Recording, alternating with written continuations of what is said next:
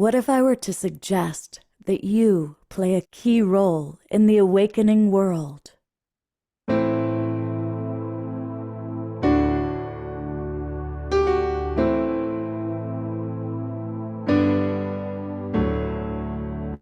that you are watching this because you have heard the call.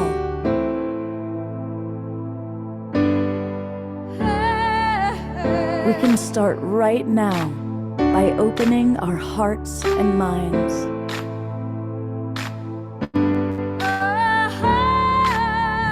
Welcome to the awakening world.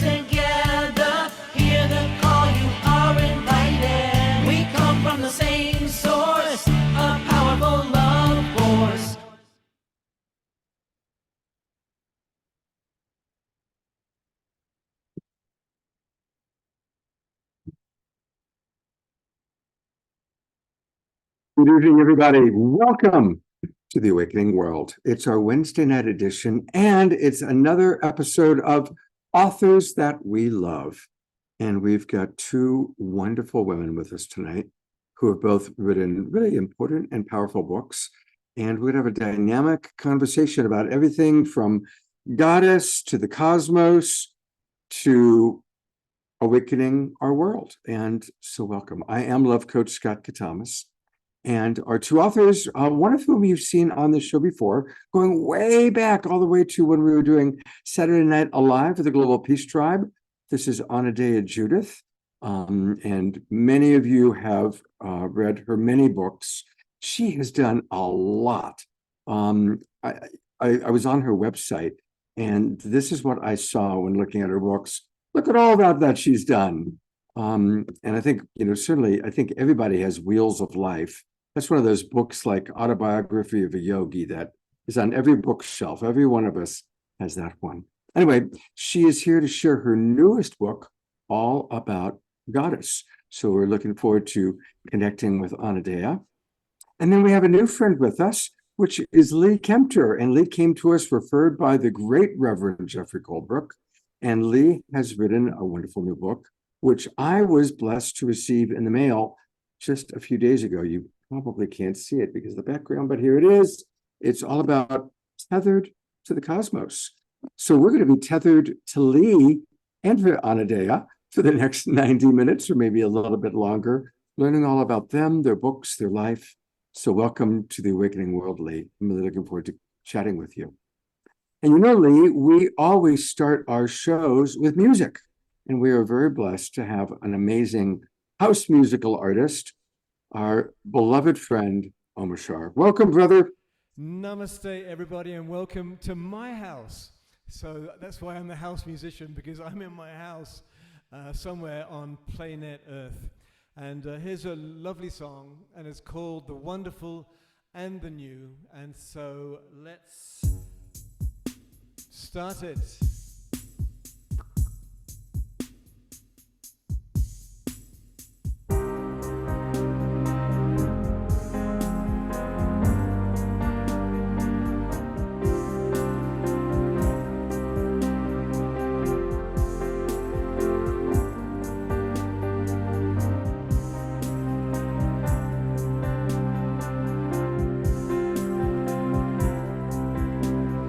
Never walk away again, so lay down all your guards.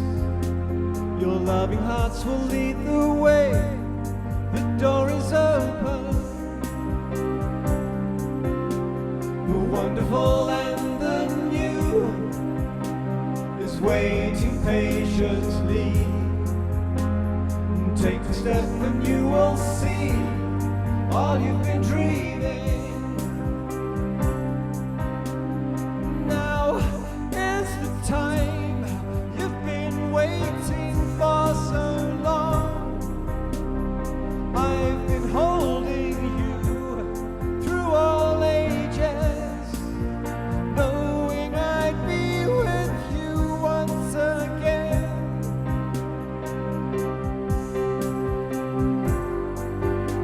You'll never be alone again. Please take my hand in yours. I love you just the way you are. You're my creation. The wonderful and the new is waiting patiently. Take a step and you will see all you've been dreaming. Now is the time you've been waiting for so long. I've been holding you through all ages, knowing I'd be with you once again.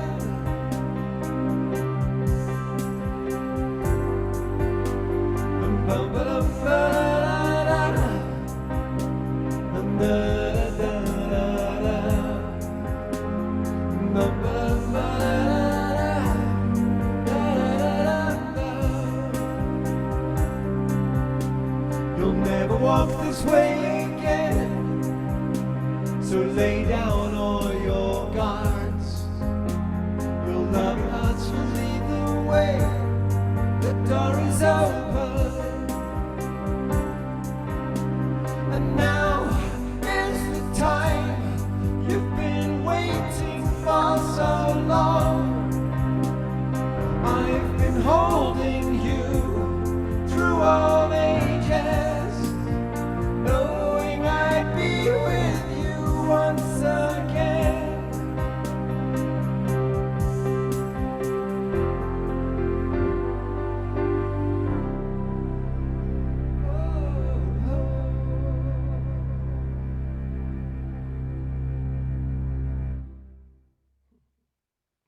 Thank you, thank you, thank you, beautiful, beloved brother Omashar. Thank you. Let's all twinkle Omashar. I'm going to go to gallery view real quickly, and let's all give him some good love and some good twinkles. Thank you. I'm going to have a surprise for my next song at the end. Oh, well, all right. It might be a new one. All right. They're pouring out of me like rabbits at the moment, so. Good. Well, better to be making songs than babies or There we rap. Yeah, absolutely. All right. Well, we are going to go to beautiful, beloved Anodea Judith. And Anodea, it's always good to see you. We've known each other for a long, long time. Oh, decades, I think. Definitely decades. Kind of in and out of Marin County events and experiences and Sebastopol events and experiences. And Anodea is a wonderful author, leader, very involved in the whole goddess movement. We're going to learn all about that. But we're going to actually be blessed with her starting us off with tonight's meditation. And so, Anodea, I'm going to just turn it over to you to lead however you wish. Namaste, everyone. And that's really what it's about, waking up the divine in ourselves and bringing heaven down to earth. So let's do that in our meditation. Let's close our eyes, put your feet on the floor.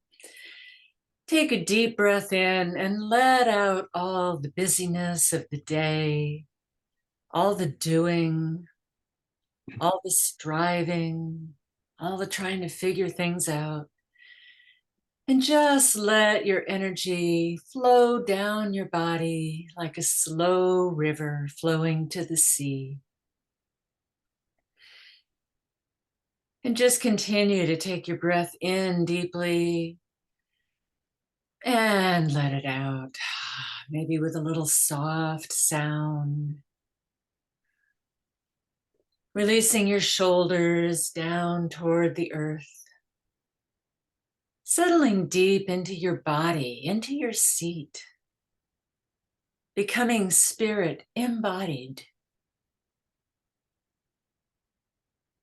feeling that divine self waking up inside and opening that central column of energy that connects heaven and earth through the very sacred center of you.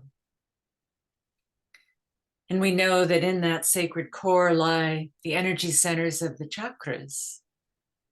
And so let's just imagine our world and what it could be through the lens of each chakra. So opening the crown, imagine a world that was informed and governed by wisdom, and that there is a greater intelligence behind it all, if we can just quiet ourselves to listen, and that that intelligence guides our actions and our words. And we come down to chakra 6, the world of vision, and we imagine a world that's beautiful, as this world that we have been given is so beautiful. Here in the Northern Hemisphere, it's spring and the goddess is just bursting with color and life. But imagine the whole world bursting with color and life, a springtime for humanity, a world you're happy to wake up to. And we come down to the throat chakra and imagine a world based on truth, where we truly listen to each other, where we feel safe to speak our truth, where we are governed by deep truths that we share. And of course, in the heart, we want a world governed by love, a world more of collaboration than competition, a world more of peace than war, a world more of acceptance than judgment, a world of inclusion rather than separation, a global heart. And then dropping down into our solar plexus, we empower that world. And what about a world where each person feels empowered to make a difference, feels empowered in their life to be who they are, to be effective change makers? And as we drop down to the second chakra, let's not forget a world of pleasure, a world that feels good, where we're happy, where we enjoy life. And finally, coming down to the root, a world where the bodies and the environment are healthy, a world of health in everything, in our physical world. And so as we ignite our chakras all the way up and down in the inner world, we also connect them with the outer world. And we hold this to be possible. And this is the world that we are creating together. Namaste. Mhm. Beautiful. Thank you very much, Anodea. Thank you. Thank you. I'm going to very briefly read a little bit about her, and I put it in the chat box. And I want to welcome all of you that are watching on all the different broadcast partners. We go out to about 150 Facebook groups and pages. So if you're watching us on Facebook or Conscious Awakening Network, really appreciate our friends there, or maybe Alan Steinfeld's YouTube channel. However you might be watching us, welcome. You know, I'd like to invite you to actually come into the Zoom room. Come and join us. And this is a good time to do so because we just are starting our 4-month season. People that join us who register will get all the Zoom room links to all of our shows from now all the way till the end of June 30th.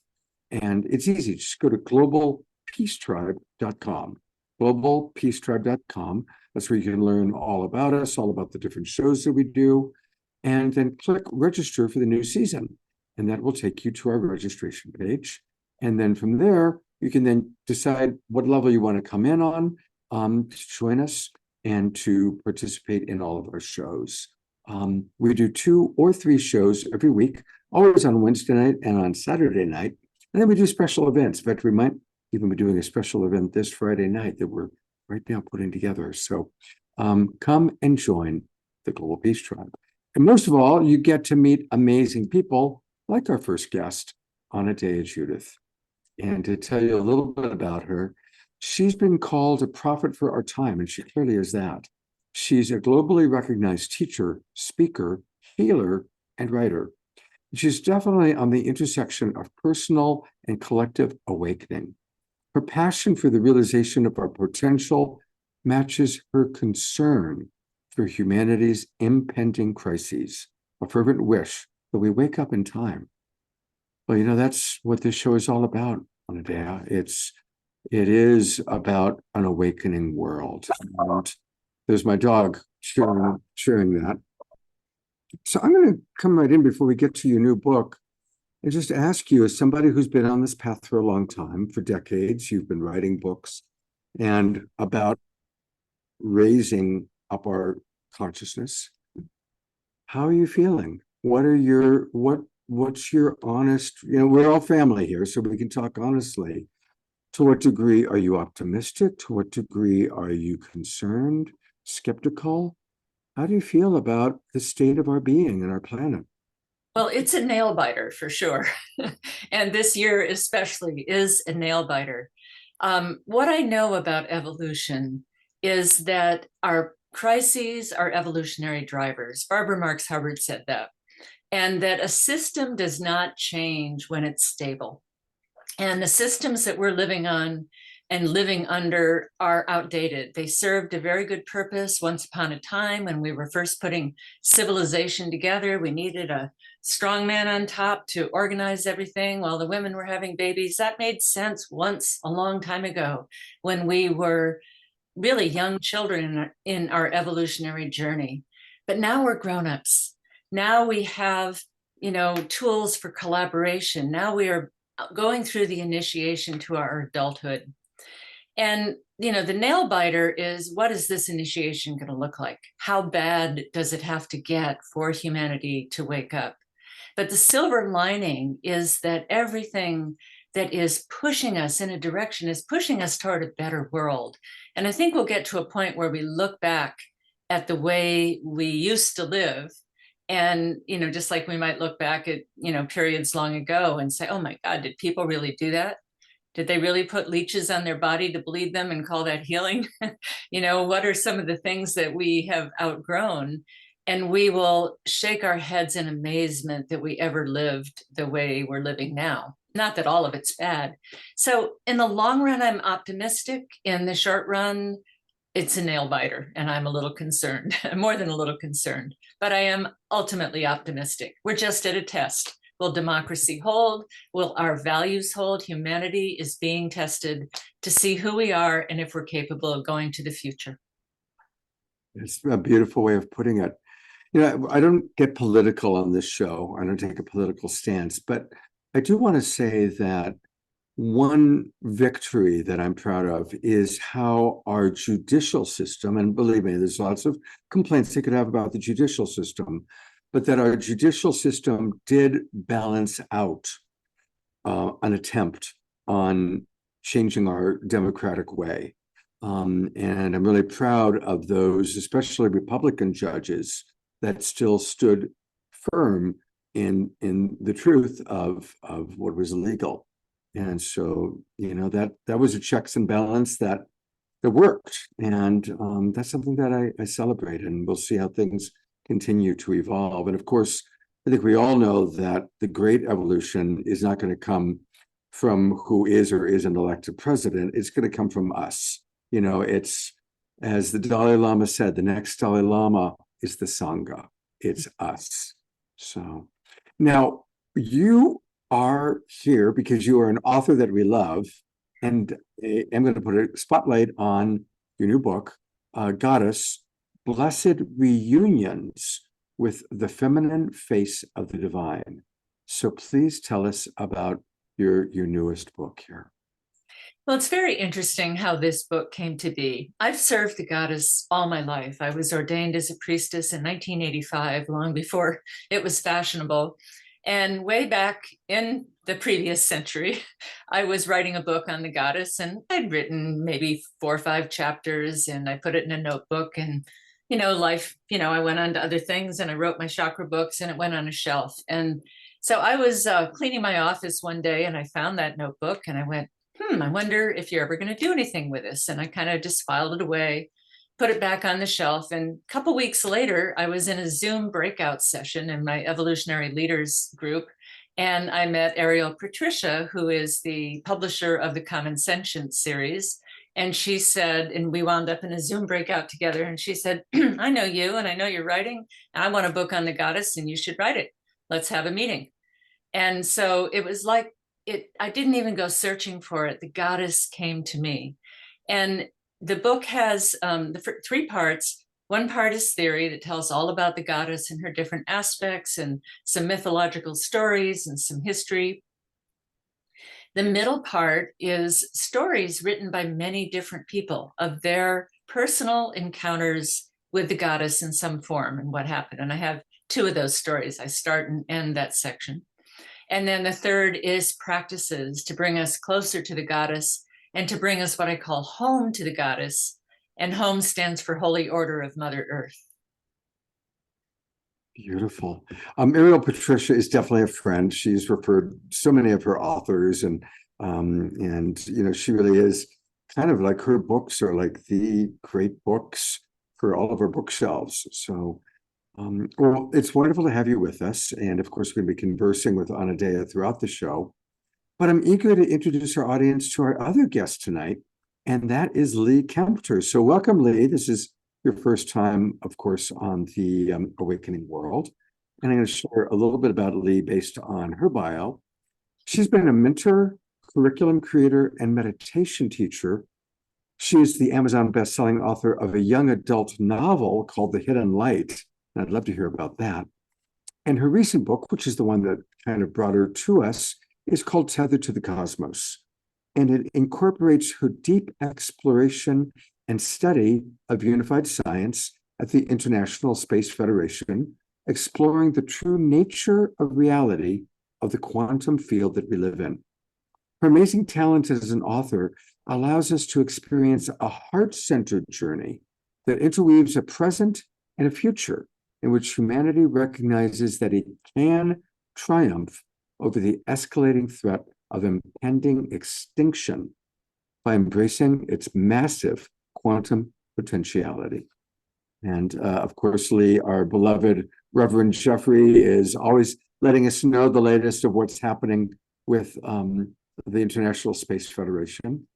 But as a new friend to us, tell us a little bit about your background. Well, as you mentioned, I've been a meditator, obviously, for quite a long time. But I started off my life as more of like in the box kind of person. I came from a really traditional background, like Orthodox Catholic, very much family values, and there were their boxes. And when I reached my mid-30s, it happens for a lot of people, my soul was hurting so badly, I had to break out of the box. And that's when the meditation came. And it was so outside the box for friends and family that it took me a little bit of time to come to my own and say, but this is who I am. So I write from the perspective of real people, whether it's the young adult book, the things that we grapple with. So when I'm writing this book, for example, is going to take us from 2020 to 2045, all the things that I feel like I'm grappling with and my friends are grappling with, but the characters take it to a quantum level and really, really look at it. So I love the idea of getting still. I realized long ago that was the magic of meditation. It wasn't just so I could feel good and all that. It took me to what the quantum scientists say is the core. And when I get to my core and I get into stillness, from there I get into flow. So my life journey's been and continues to be how to stay in that flow, how to be just literally invite the unknown in, because that's where we're headed. We're headed for unknown. We've never seen times like this. I haven't, and I don't think my ancestors have, quite like we have right now. So that's my background is meditation, teaching it, sharing it, and also I've done quite a bit of caregiving for both my parents and my husband. So I took quite a hiatus for periods of time to not write, teach meditation or do anything. I was strictly worked with that, which that has influenced me. Because when you care for someone who's going through the transition, the highs, the lows, and the beautiful, majestic transition into all that is comes alive. And that's changed me forever. With no more fear of death. And there's not the fear aspect of life for me because of that. I see the potentiality, but I know it doesn't come without the inner work. So that's my life. My background is the inner work. Beautiful. I want to ask you about that stillness point. I'm thinking to when we've had Deepak Chopra on the show, and he's talked about how it's in the space and in the blank void that all creation can emerge from. And so when you're talking about your personal epiphany, if it will, that's my word, not yours, but kind of hitting that stillness point, talk a little bit more about what that means, especially for you, and then maybe how we can access that and work with that stillness point. Yeah, this still point, and I've experienced it, and most of us really probably have since we were children, is this place where, to me, it feels like my mind literally drops into the center here, and I let it go in and in and in to a place where there's no more thinking. There's no more worrying, and not even any emotions. It's this deep inward place that I've come to trust. So it is the silence inside.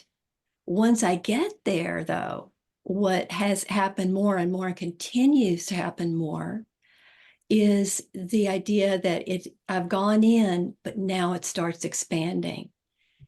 And the more that I go in without trying to control it, this core central place that I experience in the heart space. Some people, feel it in the third eye or the dantian in the gut. I just happen to feel it for me in the heart space. So once I've gone in there and I go deeper and deeper and just allow myself to go into it, it then starts this expansion, and the expansion is just endless. That's what I call the flow state. Now I'm in flow. And if my eyes are closed and I'm in that state, I'm not thinking. But when I come out, I have access to the flow of all that is. And that's what I learned when I started listening to Nassim Haramein explain it in mathematics and geometry and all that we're actually going in to the core of what he would call the spinning vortex, that the invisible part of ourselves. When we let ourselves actually touch that place. But I don't try to control it, and I don't set a timer for my meditation. I go in, stay in that space, let it expand, and I come out. Sometimes I do that 5 times a day, sometimes once a day. My meditations changed so much in the last few years, just so much in that way of allowing the energies to be what they want to be. And I'll also say, if I actually feel it more in the middle of the head, I don't fight that either. I've just given up on trying to control any of it. And but I do take the time to go into that core place, that still space. Right. Beautiful. Well, I'm going to bring Anodea up, and we're going to really make this a very interactive show tonight. So I want to invite all of our people in the Zoom room to give thoughts, comments, questions. I'm going to read a few that have already come in. And We'll start with Carol wrote, at the point of the turning world, there the dance is, and there is only the dance. So that's a beautiful reflection to what you were saying, Lee.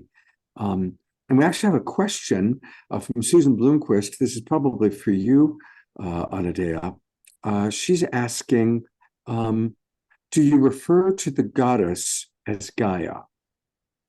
Yes, Gaia is one form of the goddess and probably the main form, because even Gaia has many forms, but it's seeing Gaia or the earth as a living, intelligent being that is self-regulating. We know that the amount of oxygen stays stable in the atmosphere. We know that the ocean salinity stays stable. How does that happen? There is a self-regulation. There is an intelligence. Redwood trees are growing faster now as we have climate change. What makes that happen? So it's seeing the intelligence within the planet as a living colossal being.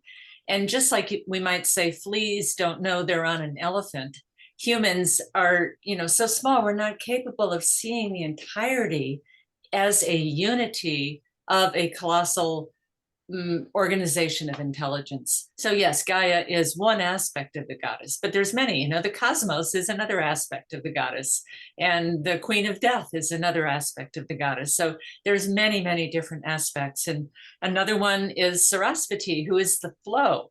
So responding to what you just said, Lee, she is the purity that comes from the river, and she gives the gift of speech. She's the patroness of the 64 arts.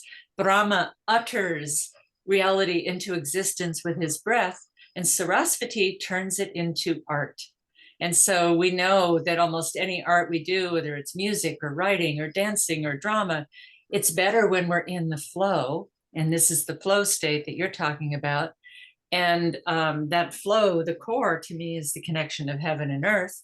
And that is the river of divine flow that we're bringing down into manifestation through our core. I've been a meditator for 52 years, so I'm with you on that. All right, I'm going to read another couple comments, and then I'm going to actually go to Reverend Jeffrey for a moment. But Diara has put in a few beautiful things. She wrote, we are the groundswell of love and light. And she continues by saying, the veil disappears because it is so close to source, which is a very beautiful way of looking at it. And then DR also commented to you, Lee, saying, I love that flow, Lee. Rather than freeze, flight, fawn, we flow. And that's a great alternative to fight, flight, freeze, or fawn. Beautiful. And again, bring your comments and questions in. It's going to be an interactive night.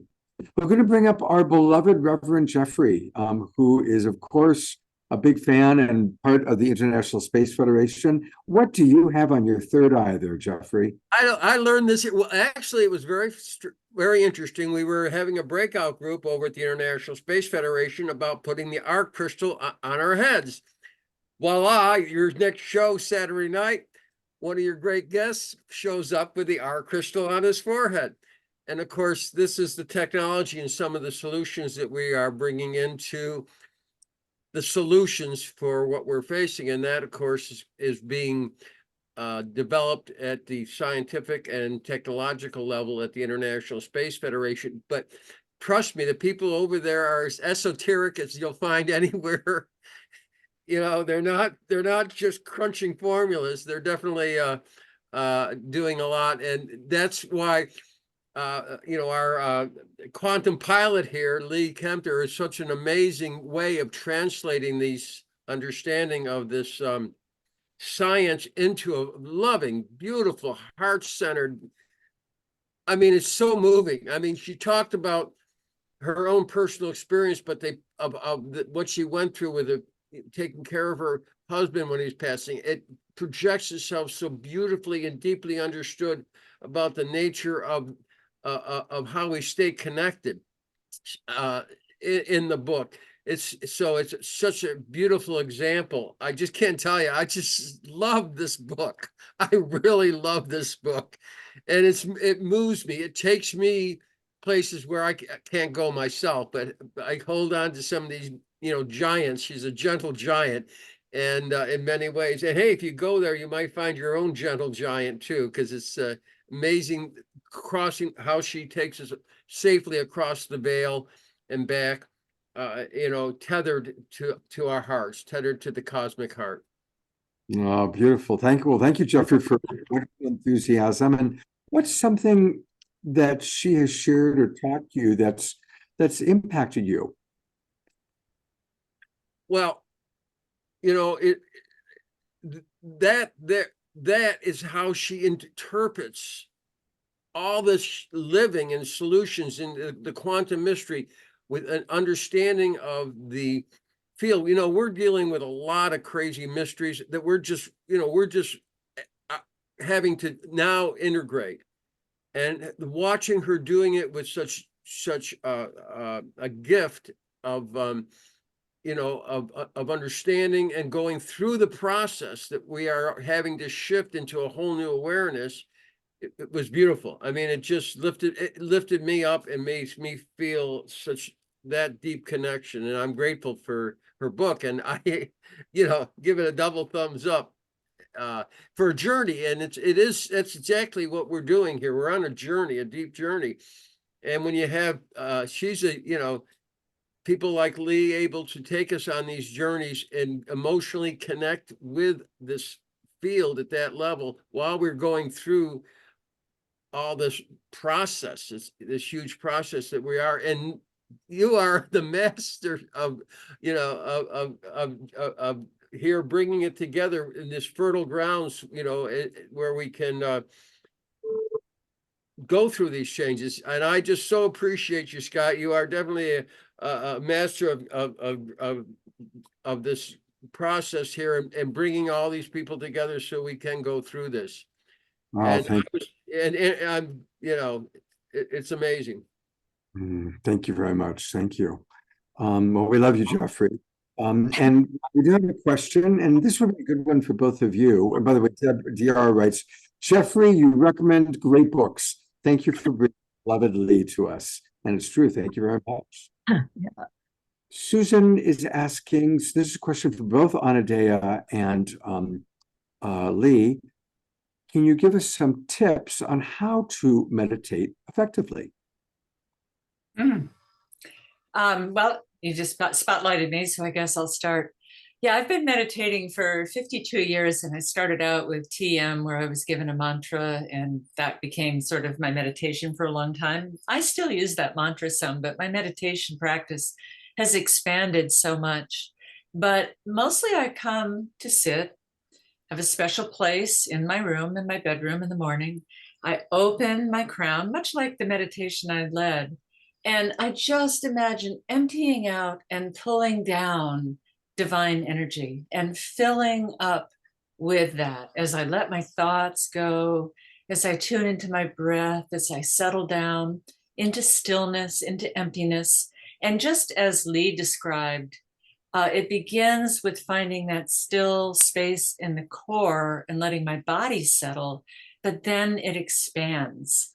And it's like the sacred space expands. What is expanding? It's kind of an emptiness, but it's an emptiness that is very, very full.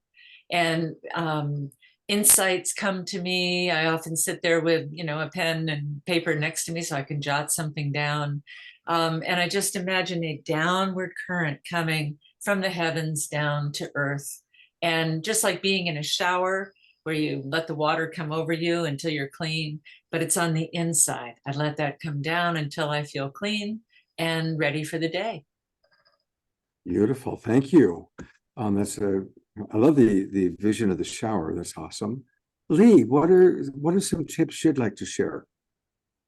Yeah, it sounds like that Anodea and I started the same kind of thing. Like that, I used to do mantras and a lot of that kind of work, and my meditation also has shifted a lot.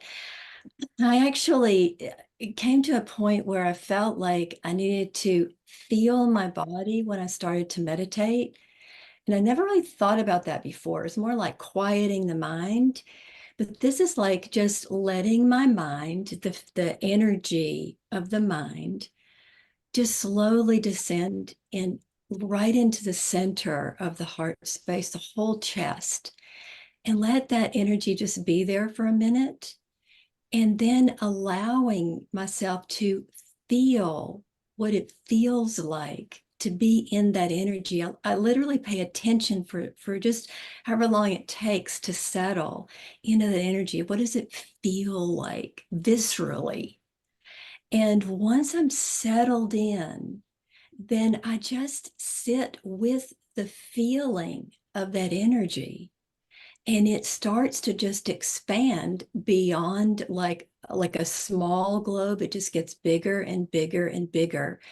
And over time, I actually allowed myself and trained my body, mind to let it expand and expand and expand. And I'd ask myself in the beginning, how far can it be? How far can it expand? Front, back, on both sides.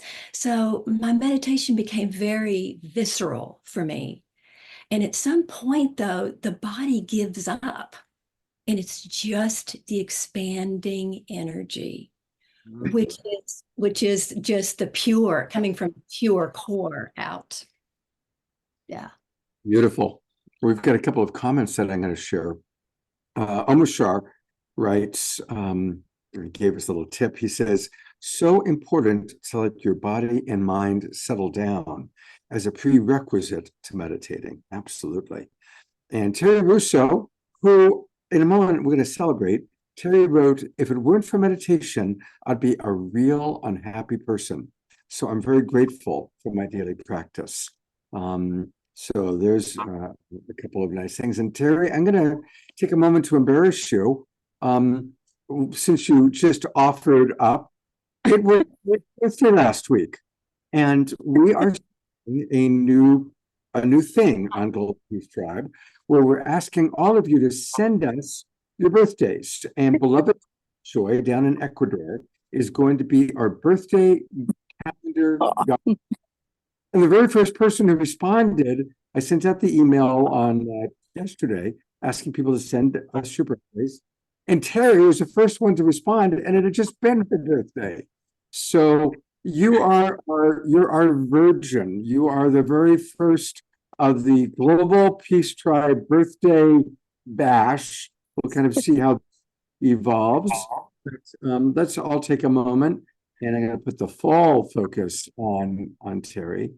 Wow, I'm impressed. My birthday was Monday on the 11th, so you sent it the day after. So it was in my head. I go, yeah, I'll just send it for next year. Because I knew I'd forget because my memory, I have CRS disease as we get past 50, 60, you know. Do you know what that is, CRS disease? No, what is that? Can't remember blank. So I figure I'll do this for next year. It could be for this year. So thank you. That's very kind. I'm having a great time spending winter in SoCal, and I'm going to be in Tempe and Sedona next week. Then I come back to SoCal. Then I go home to Cape Cod, and then I go see the eclipse in Cleveland with some dear friends I haven't seen since college. And then after that, I think I'll be back in Cape Cod for a while, starting up my holistic practice. So it's been an exciting winter. So I'm very happy. Thank you, everybody.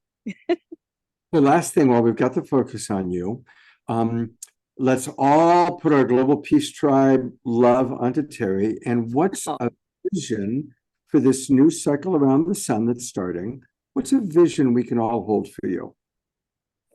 That I can get this holistic practice going in my yoga studio, not my yoga studio, my friend's yoga studio, because I think this would be great for the community and for me as I age, because I believe in it more than Western medicine. So to me, this is important. So I'm very excited.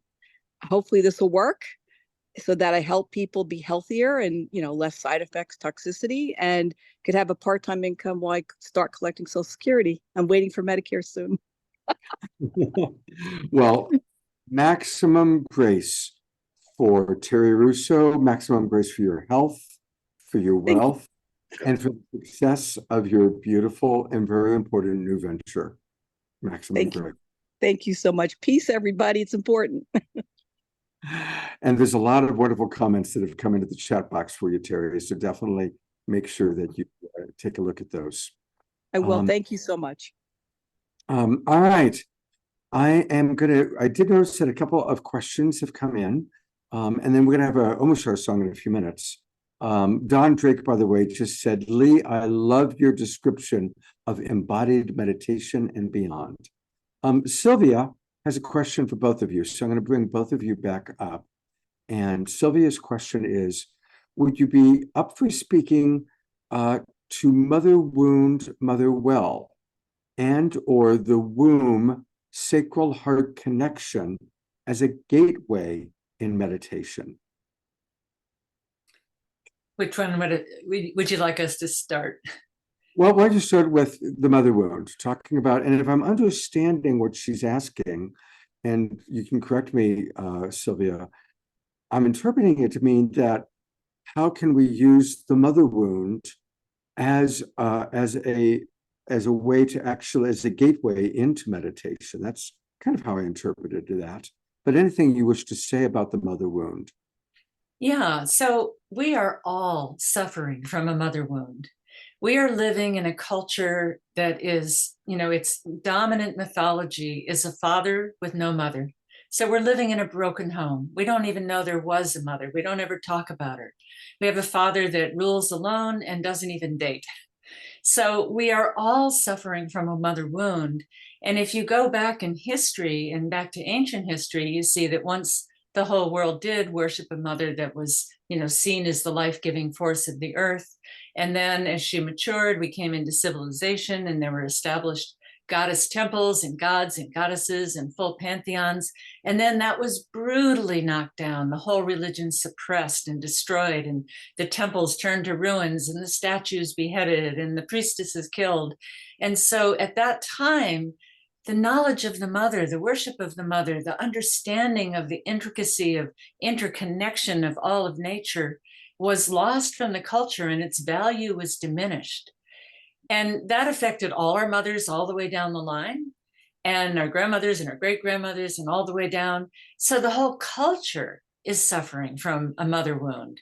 And then that comes through your individual family in whatever form it comes. A woman who wasn't valued and had too many children, a woman who, wanted to leave her husband but couldn't because she couldn't earn a living, or, whatever the wound was.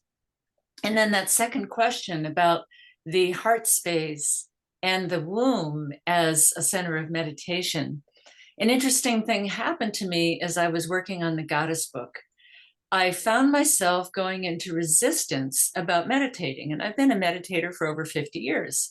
And I thought, what's that about? I just didn't want to sit. And I realized as I really meditated on it, so to speak, that my body was tired of being rigid and utterly and perfectly still. Now that has its value, but there's a kind of meditation that is more feminine, that isn't rigid. It's moving. It's sometimes saying, what does my body want to do? Oh, this shoulder wants to move up. And, oh, maybe I want to wiggle my hips a little. And maybe I want to move energy through my spine. And that feeling different parts of my body and letting them express themselves in subtle little movements became a meditation. And now that I've done that for a while, that is kind of taking me to the stillness, and a deeper stillness than enforcing it. Thank you very much. That was beautiful. I'm going to go to our other guest, Lee, to see if there's anything you'd like to add to this conversation. Yeah, I agree with what Anodea just said. Like, culturally, we have this mother wound. It doesn't matter if you're male or female. It's a wound that's come through history. I did a lot of research for these books, because it's actually a trilogy, and some of the characters go back and they're looking at this very thing. And one of the things that I came to was being willing to sit in meditation when those aspects of the mother wound come up, because they do for all of us. And there'll be like a memory of something, or something comes up on social media. It doesn't matter, but you can feel like there's an uncomfortable thing, and it's very clear it's coming from that wound. I actually used the lower belly to settle into the lower belly. Instead of the heart, I'll start with the head and go in and get really quiet, bring that down to the heart. It hits the heart.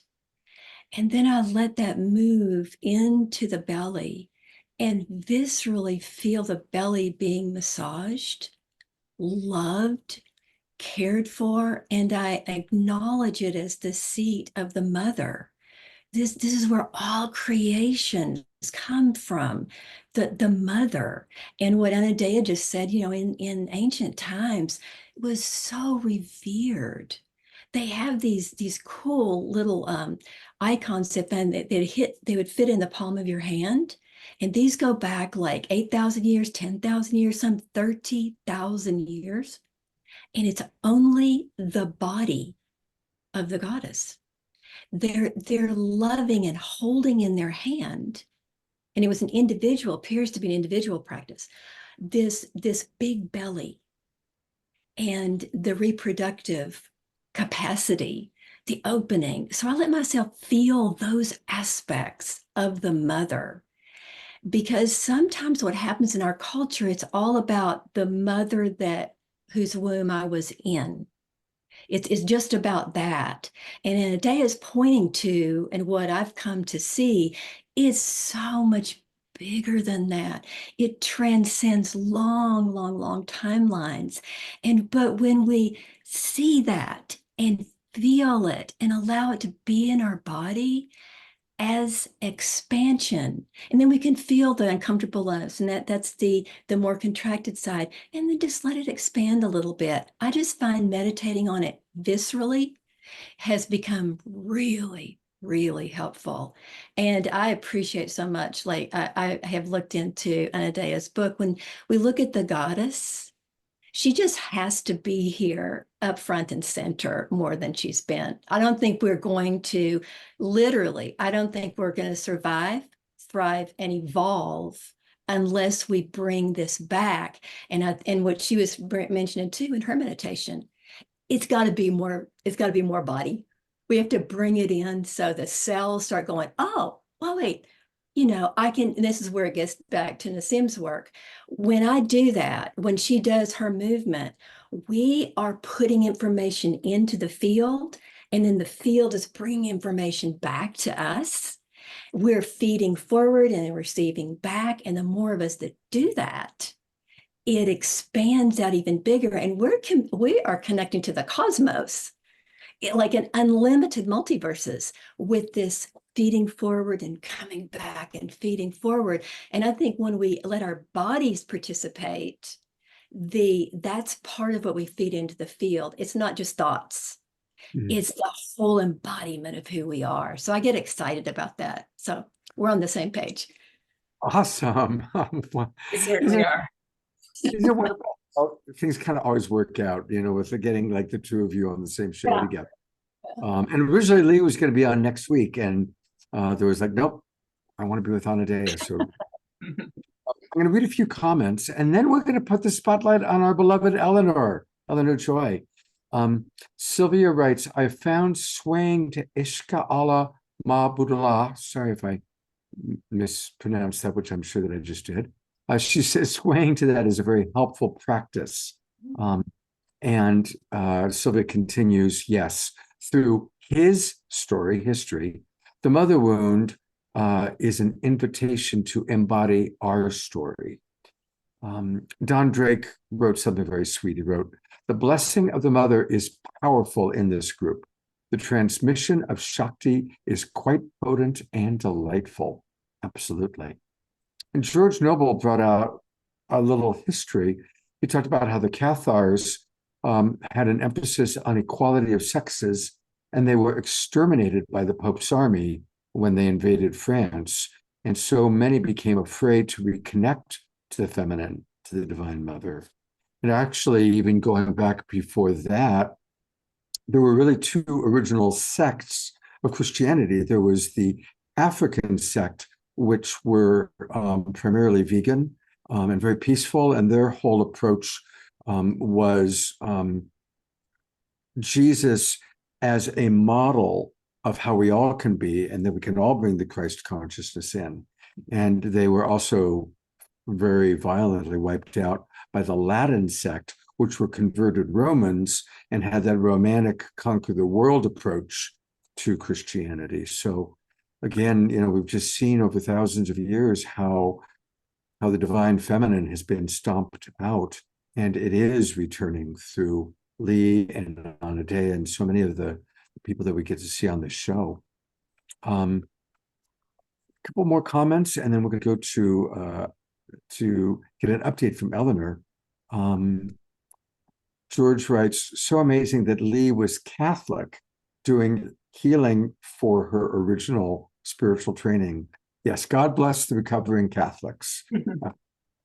And there are many of those. I see Terry Russo nodding her head up and down on that one.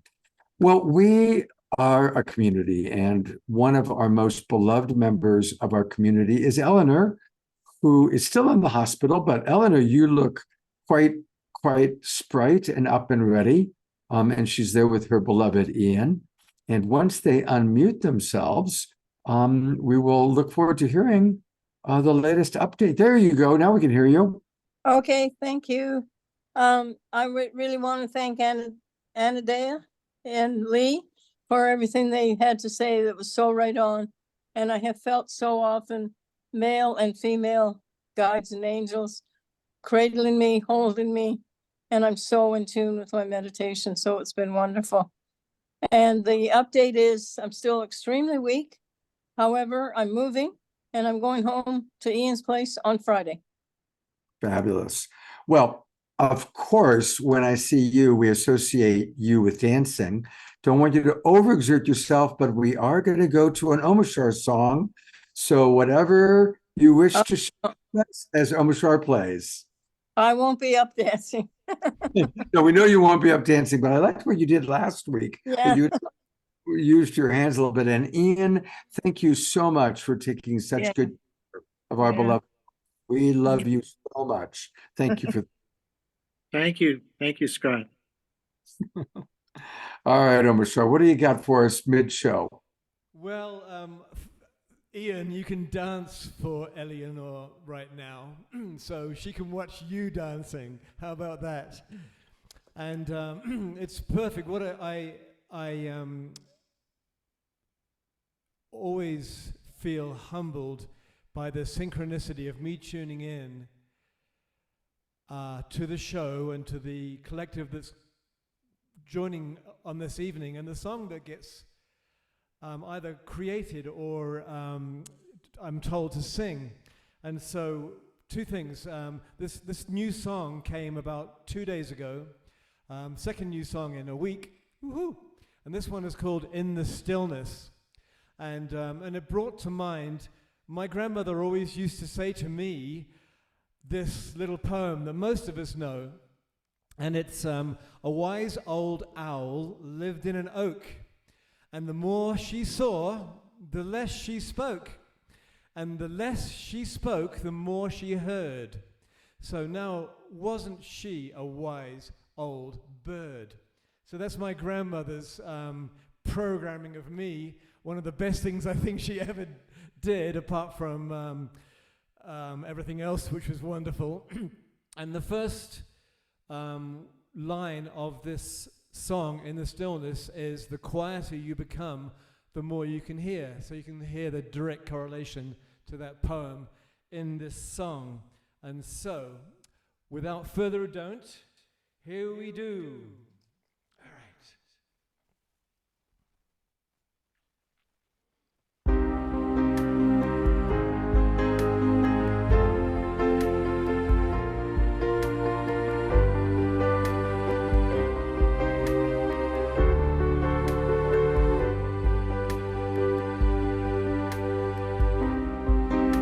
quieter you become,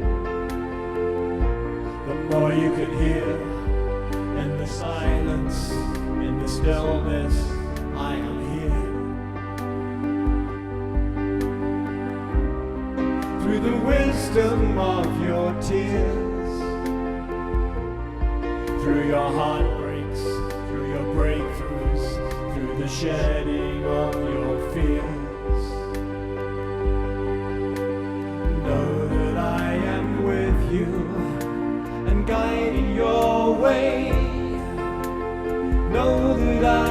cheering you on. Truth lives within you, and love leads the way. I love you.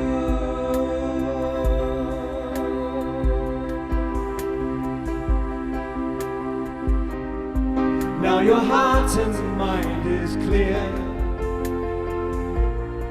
and you know that love is with you, love supports you, love is here. And you feel that you belong,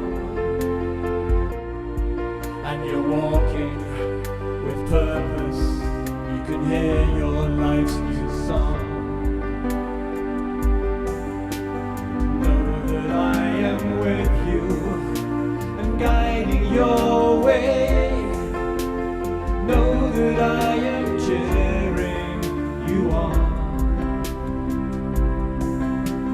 Truth lives within you, and love leads us through. I love you. Ba-da-ba-ba-ba-ba-ba. Da-da-da-da. In the silence, in the stillness, I am here. Through the wisdom of your tears, through your heartbreaks, through your breakthroughs, through the shedding of your fears. Know that I am with you and guiding your way. Know that I am cheering you on. Truth lives within you, and love leads us through. I love you. I love you.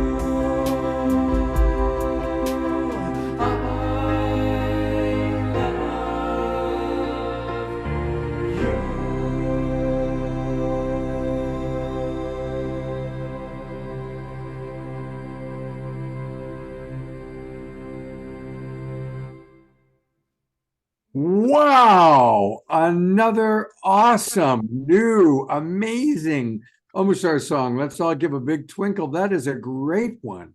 It's amazing, dude. The Scott, excuse me for duding you. You can dude me anytime. Thank you. Just the Lee and Anodea, everything in my day comes from the stillness. And in the last 5 years, my meditation practice has been at least 2 or 3 times a day. And I'm getting stiller and stiller and stiller. And there's so much in there. There's so much wealth, 1,000,000% if there was such a thing, more than in the outer world. And these amazing chord structures are coming through from that stillness. And then riding on top of them are these fantastic melodies. And the lyrics are they come from the tribe, and this one from my grandmother and this tribe. And so in the stillness is where we are making the change. And Well, so and it's so amazing that you got this 2 days ago, and then here right away, the very first thing Lee talks about is the stillness. it's like the time-space continuum is shrinking into the now. And so we can actually get off of the time-space continuum and be 100% in the now. It takes 24/7 practice, and really it does. But we can retrain. We've got eons and lifetimes of interesting training, and we're all stepping out of that into the trueness of our beings. And so thank you for witnessing that, Lee and Anodea and Dude. So Thank you for that. I just want to mention, this is so interesting that you brought that up, because about that you're meditating more during the day, because I'm doing that more too, for shorter periods than a long period.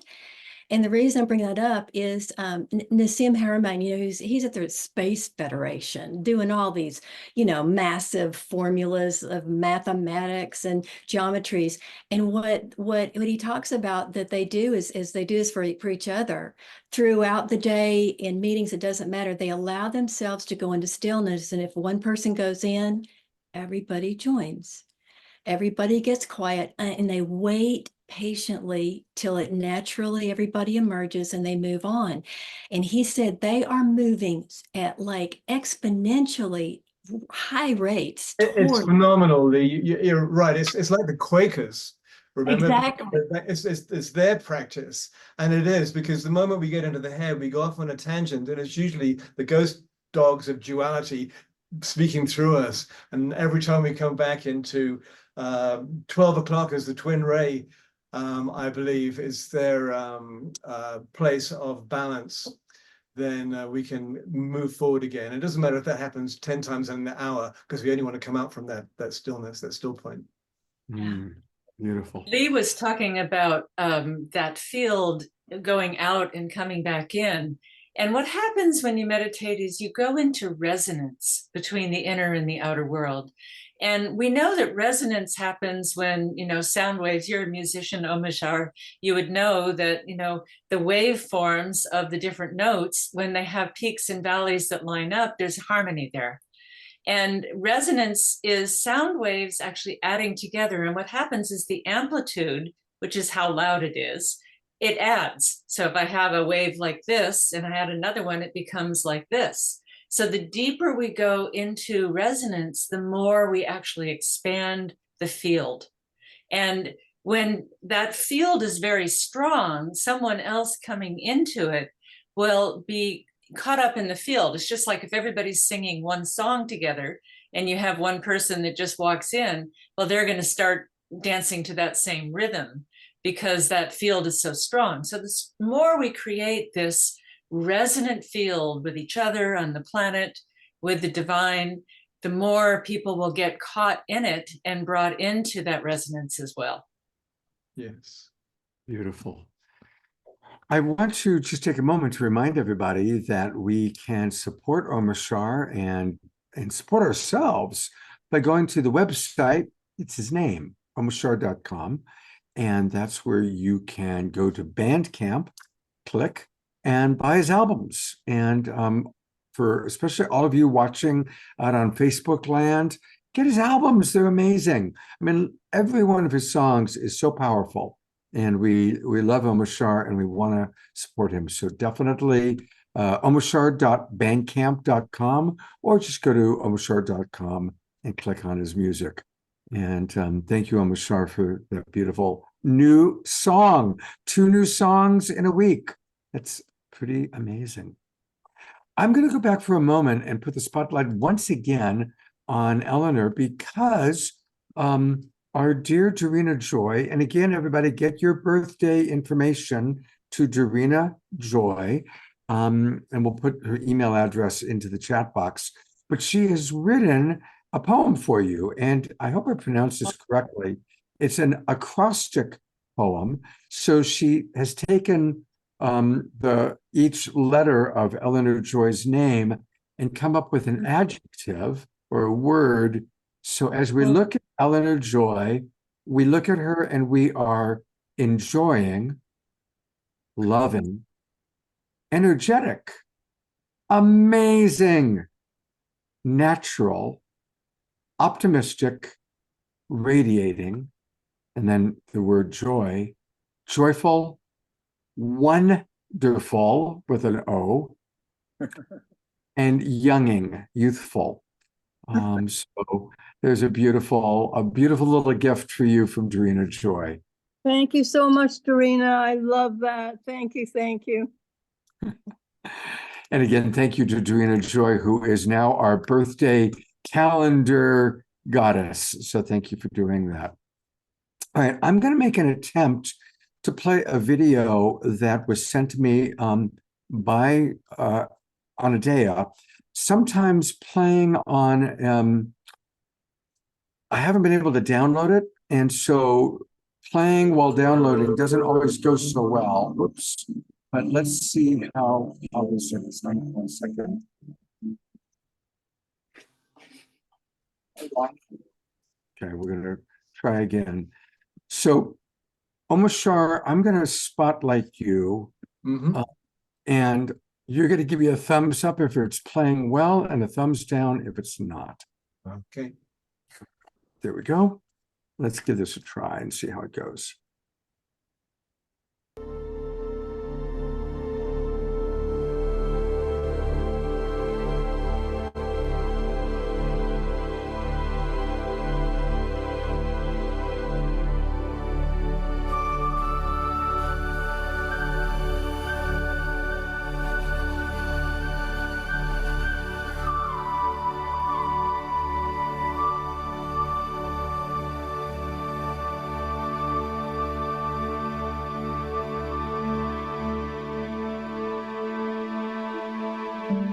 Who is this goddess whose name has long been forgotten? Who is this feminine essence of creation? This lady with laughing eyes, swishing her colorful skirts as she dances. Is she one or many? Human or divine? Is she eternal or is she constantly changing? Is she within or without? And why is her beauty and wisdom so missing in our world?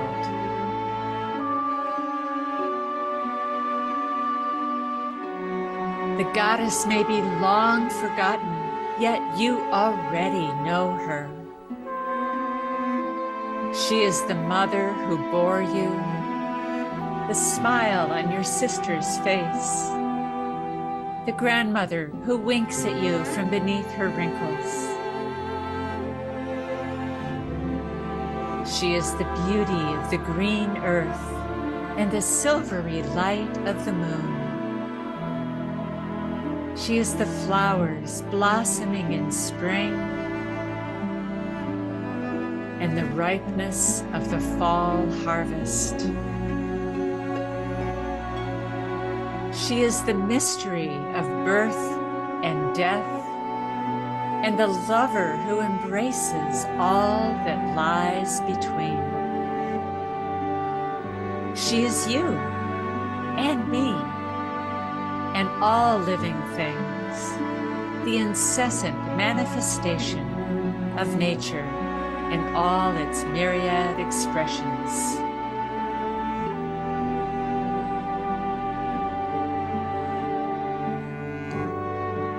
To meet her is not only to love her, but to be embraced by her love in return. She does not judge or punish, but offers compassion when we stumble.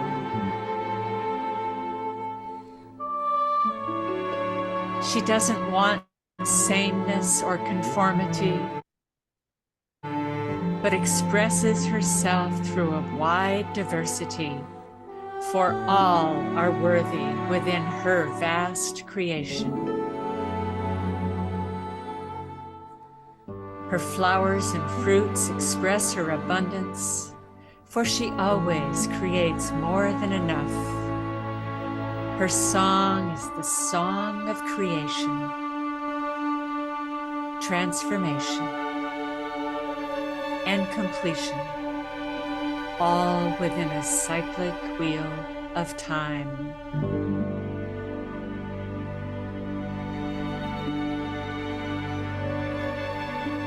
And she is calling to you, calling you into her heart, calling you back home once again.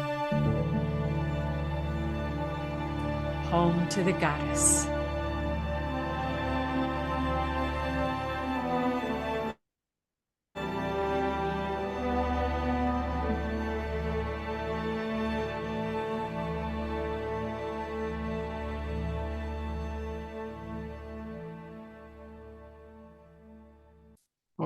Anodea, that's gorgeous. And of course, our good friend Gary Malkin, who's on the show all the time. I was just on with Gary, having a Zoom chat with him earlier today. Tell us the story about this video that we just watched. Well, in writing the book, I was asked to create a masterclass on the goddess, which right now is available through Humanities Team. And that is the beginning of the masterclass. Then there's a 40-minute teaching on different aspects of the goddess, all with video and pictures, and then 11-minute meditation on breathing the goddess in and out of each one of your chakras.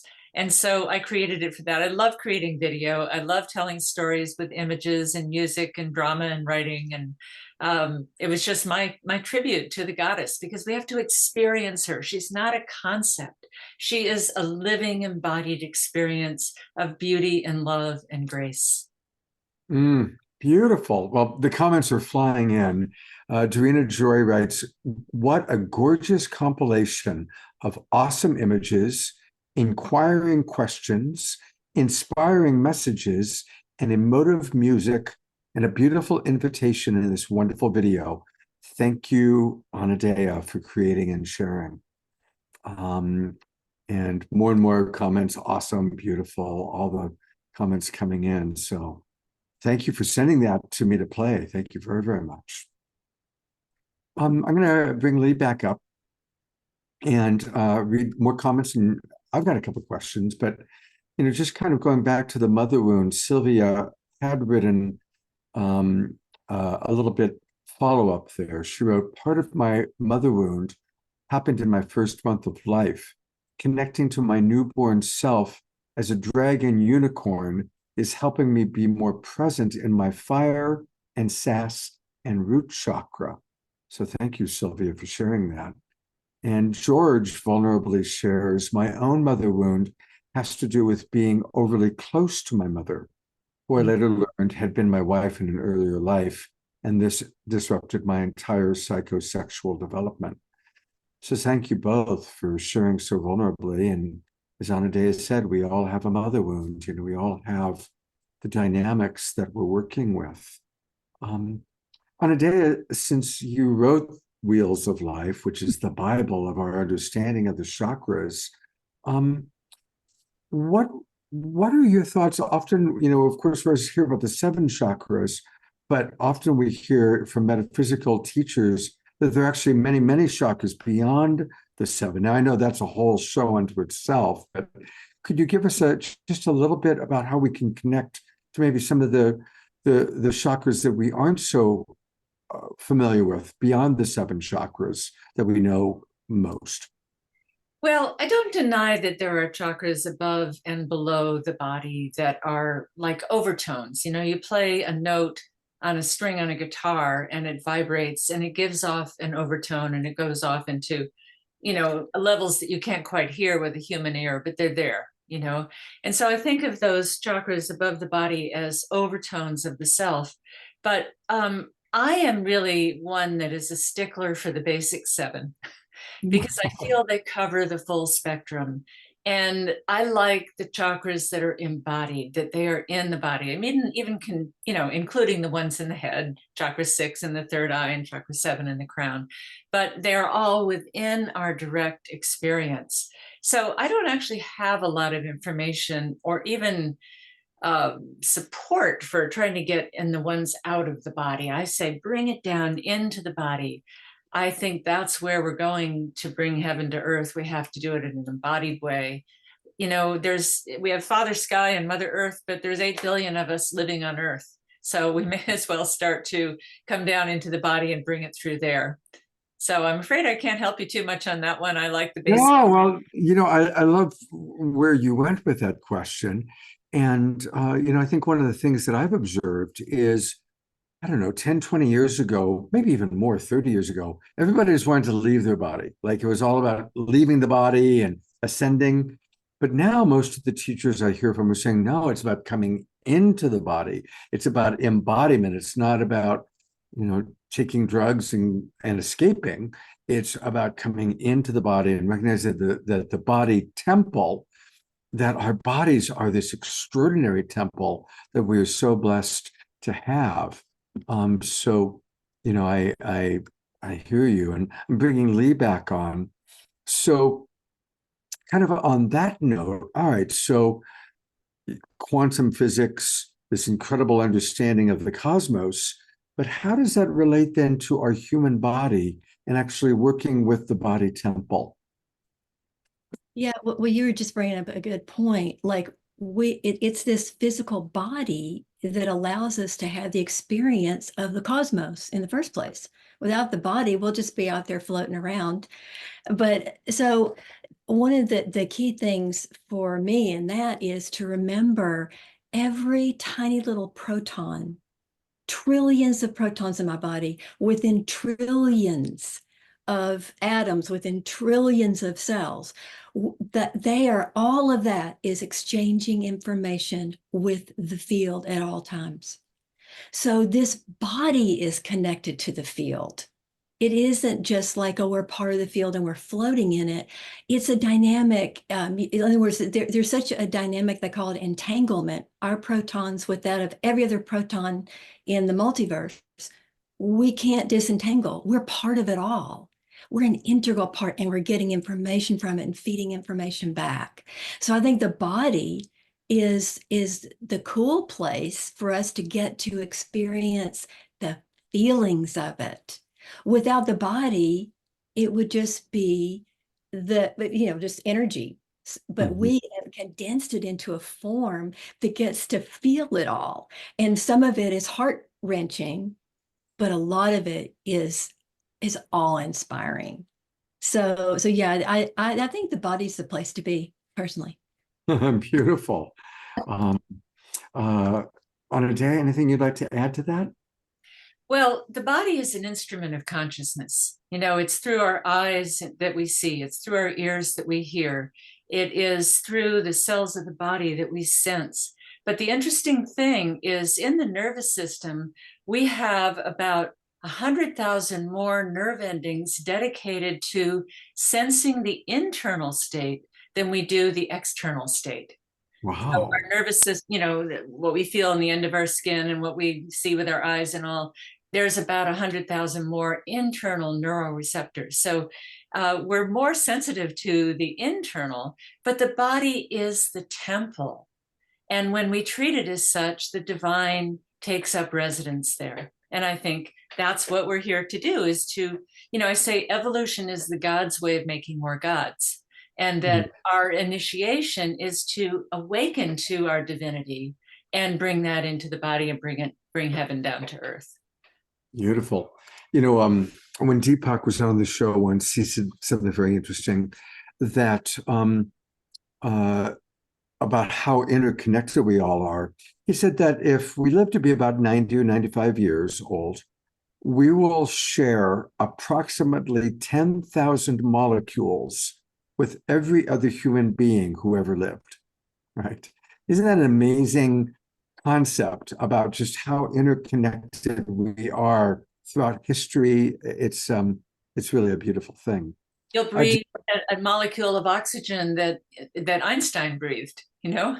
Right, exactly.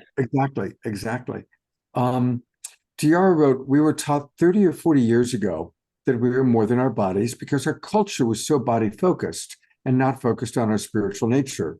Many of us went, I knew it, and we did float around, but now is the time to come back in. Expansion and contraction as the natural order of things. It's a beautiful way of putting it.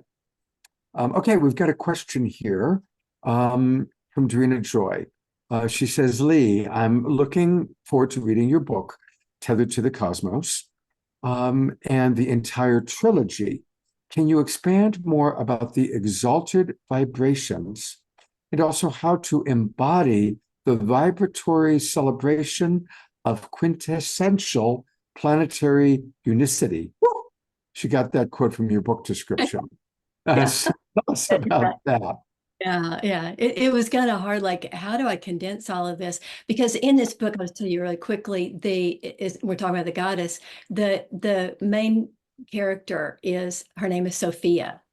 And Sophia is here with her husband and her best friend. They don't remember that they've been coming here for millions of years at particular evolutionary periods. So your question is really beautiful, because this is, decide to call it exalted vibrations, because that's the overarching theme, is they are building on and trying to understand how to create exalted vibrations within themselves, bringing that out into the world, sharing it more, and creating a group around them that will support them in that. And so in the time period to 2045, Sophia comes up with this. She can't remember who she is, but she's starting to have memories. She knows she's connected to some giants, and that's confusing. How could that be? And a lot of that happens for us. We start having memories and dreams, and who are we? Where did we come from? But she is told that she has till 2045 to find an artifact, and it can determine whether the planet makes it or not. And she's very close to Gaia. You start to learn about somebody who loves Gaia as a sentient being. This woman and her buddies really do. And so does her circle of friends. So the point is, when Sophia goes to look for an artifact, she doesn't know what it looks like, where it is, or what it's for. And that, to me, is where the exalted vibrations come in. She has no place to go but inside, to raise her frequency and to stay in what she calls the exalted vibrations, knowing that she's a human being and she's going to have loss and be devastated. But she keeps coming back to the exalted state again and again and again, because she's looking for something. But she, again, like all of us, she doesn't know what it is. She doesn't even know where do I find it. Those are all the questions we ask. Where do I find this? We have to keep searching. And her unfoldment happens a lot because she is around these quantum physicists and archaeologists and people that are taking her way back in history, cosmologists. And so the book, the trilogy, took a whole lot of research and a whole lot of thought going in every day just after meditation. And I gave up scripting it and making it into a big framework. I wrote just for the last 3 years, just wrote and wrote and wrote till it finished itself. And I got to find out what Sophia was really looking for. I can't wait for you guys to hear it. All right. So, of course, we're talking about her book, and you can learn all about what she's sharing and all about the book by going to her website, which is her name, leekemter.com, LEEKEMTER.com, leekemter.com. And we're talking about the Exalted Vibrations trilogy. How could quantum physics unite with mysticism to shed light on solutions for the daunting future of humanity and Gaia herself? Why is 2045, the year 2045, 21 years from now, so important?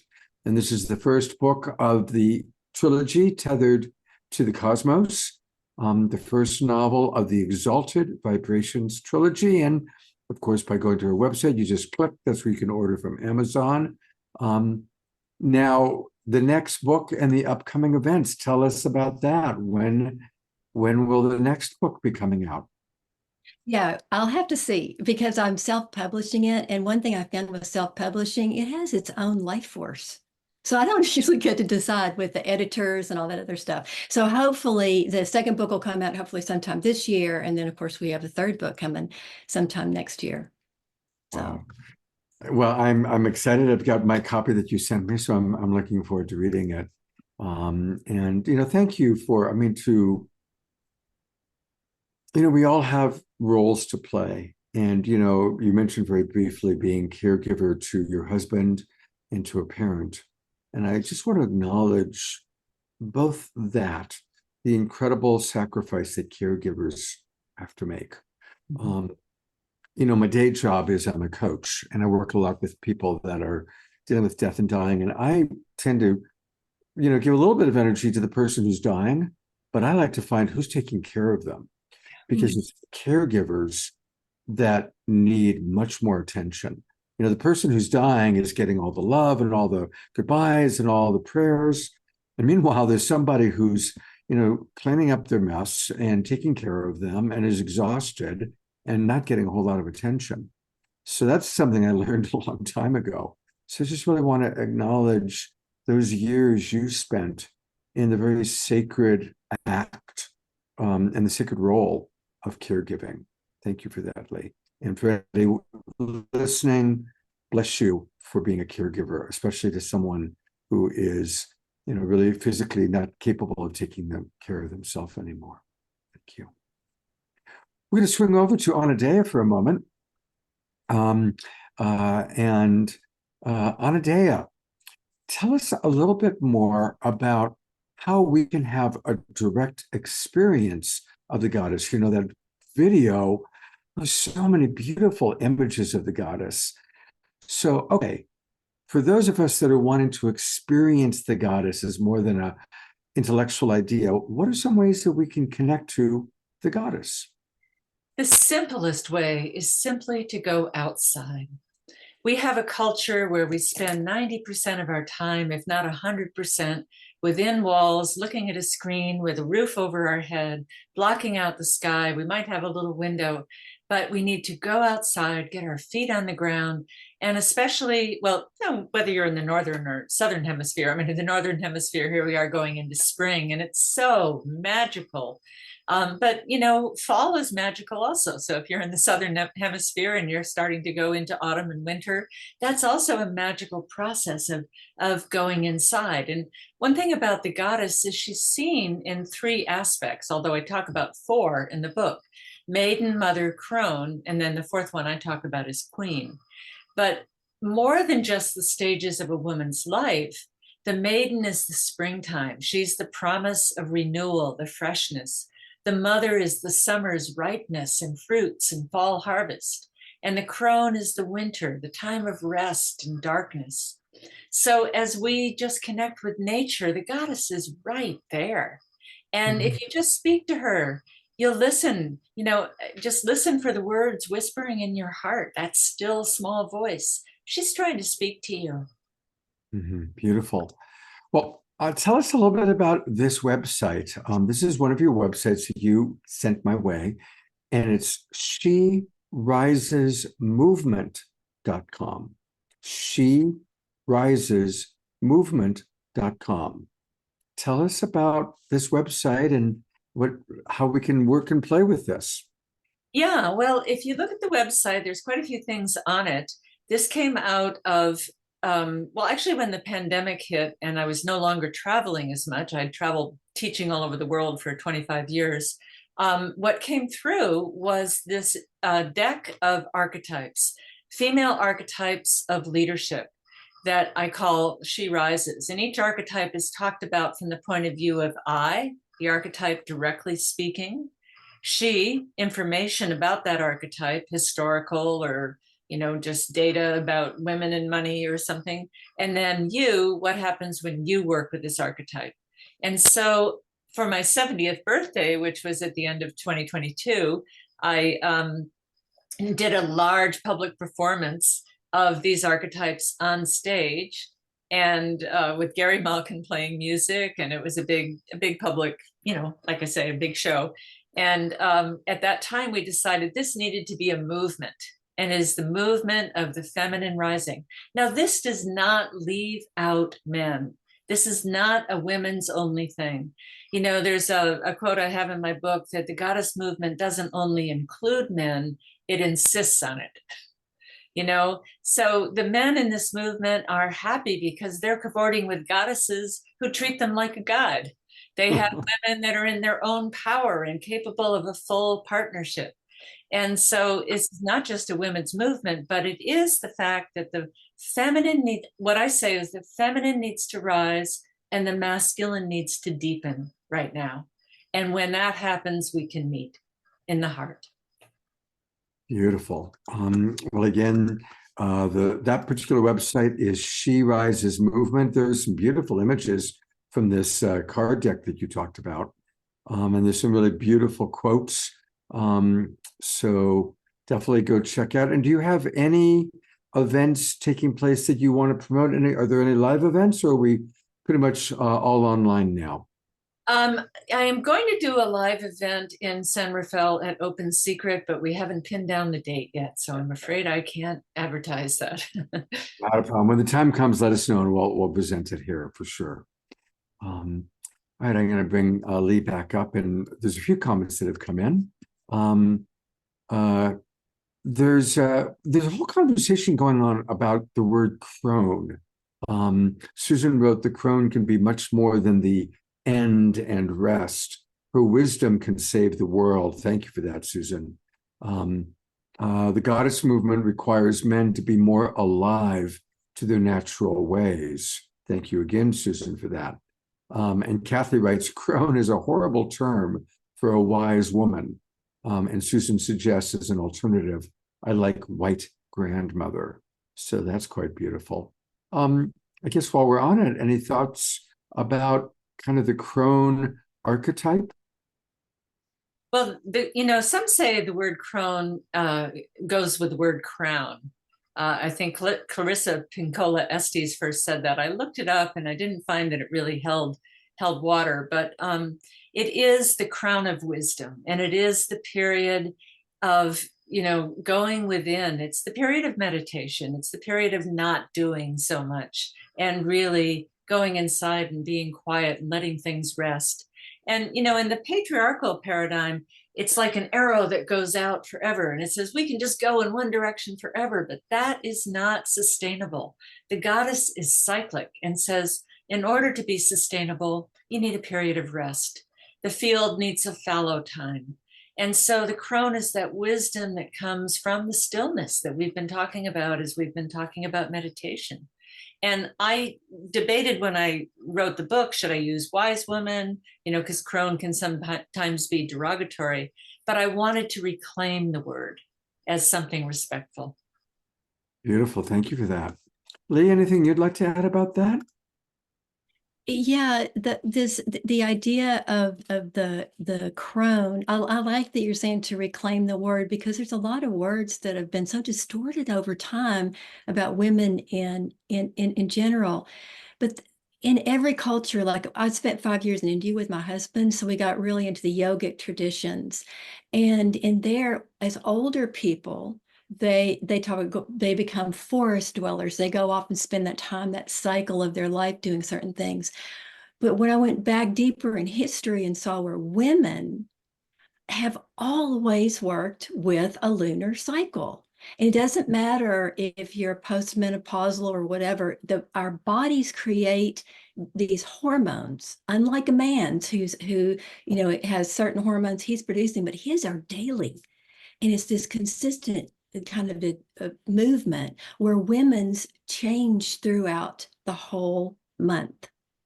And so I even, in part of the second book, that Sophia starts to explore that with some other civilizations, in the cosmos, to see how did they handle that so naturally. Because there's times in a month where a woman needs more rest. There's a couple of days in there where she's super high energy, but we're not taught in our culture to allow that to be. We go in that, what Anodea just said, go, go, go, go, go. And it works for men because of a dopamine hit that's good for them. But for women, it's depleting. So if we could get back to the goddess of the moon cycles, and work with that. That's why I love that we're talking about goddesses.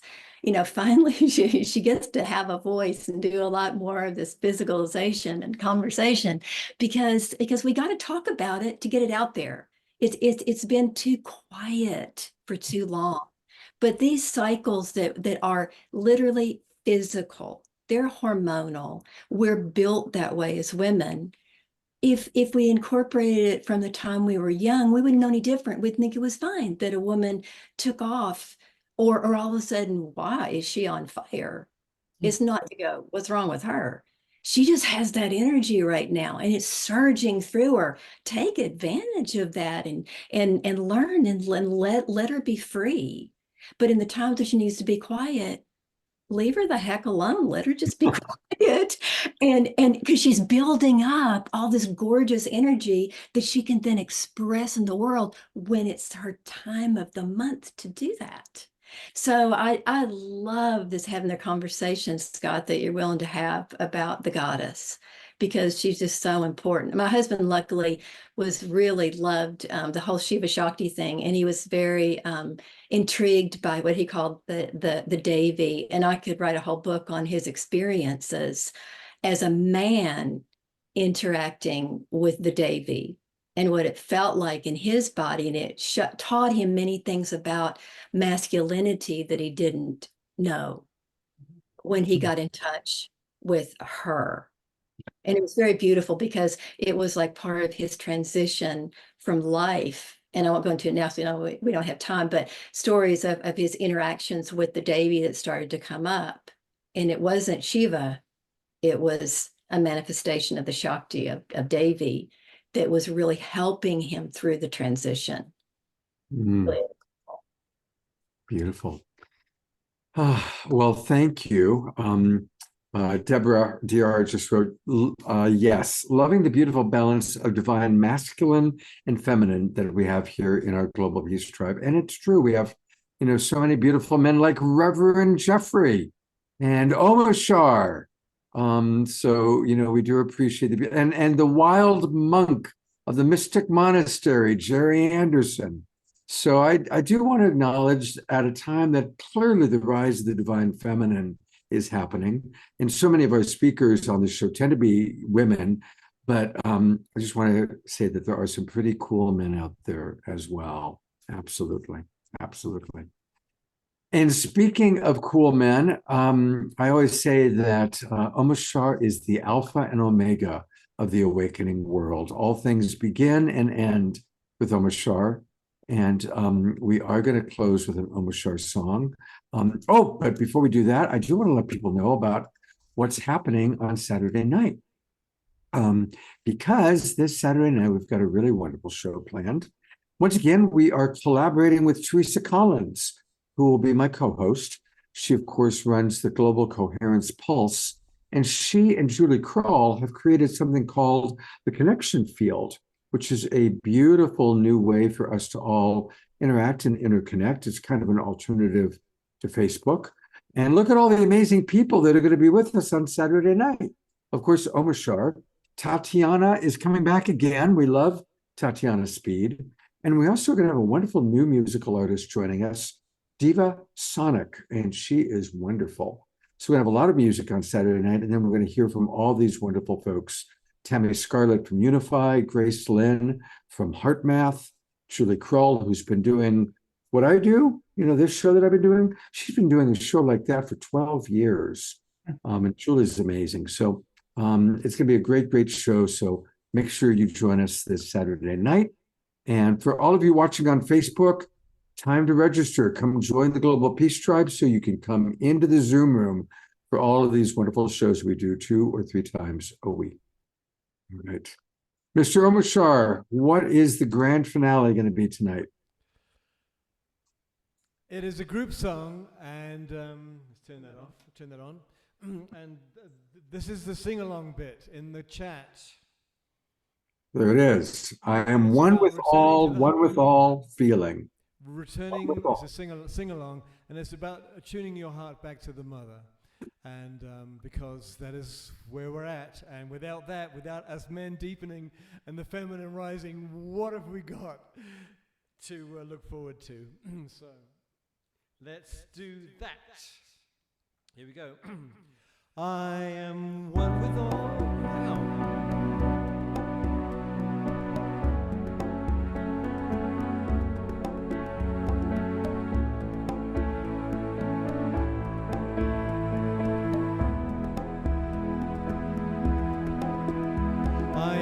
With all, one with all feeling, and one with all love, one with all healing, and one with all. Come on, Ian, dance. I am one with all, one with all feeling, and one with all love, one with all. One with all healing, and one with all. felt alone for oh so many years. Held my head high to hide the pain. Nowhere to turn, so to myself again I tuned my heart to the mother. I am one with all feeling, and one with all love, one with all healing, and one with all. I am one with all feeling, and one with all love, one with all healing, and one with all. The time has come to wake my sleepy head and peel back the sheets of illusion. The time has come to lift my voice once more and sing the songs of the new world. I am one with all feeling, and one with all love, one with all healing, and one with all. We are one with all feeling, and one with all love, one with all healing, and one with all.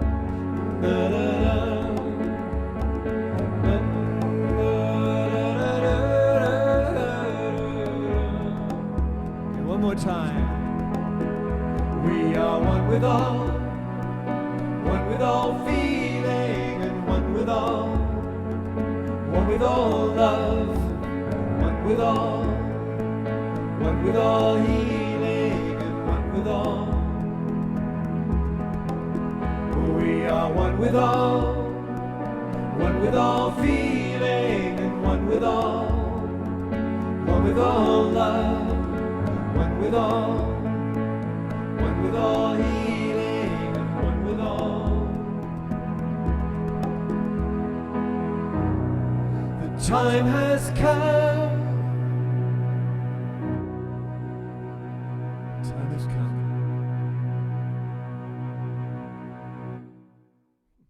Beautiful. We're going to go to gallery view one last time. Let's all twinkle Omashar. You know, we're all going to have that song in our heads for the rest of the night. That's always what happens. The closing song he does is what's in my head for the rest of the evening. Mm-hmm. Thank you so much, Omashar. Love you so much. Well, a reminder one last time, we want to thank our wonderful goddesses who are our guests, Anodea Judith and her wonderful book called Goddess, Blessed Reunions with the Feminine Face of the Divine.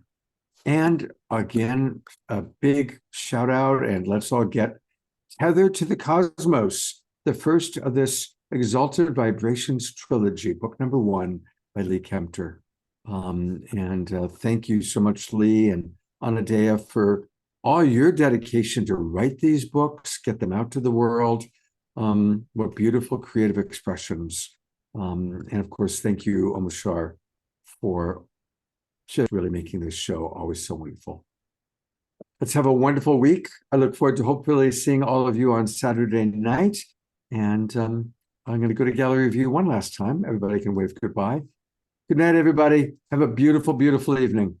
Thank you, Scott. Beautiful. Thank you, Omashar. Thank you, Lee. Nice to meet you. Nice to meet you too. This was great. Thank you. Woohoo!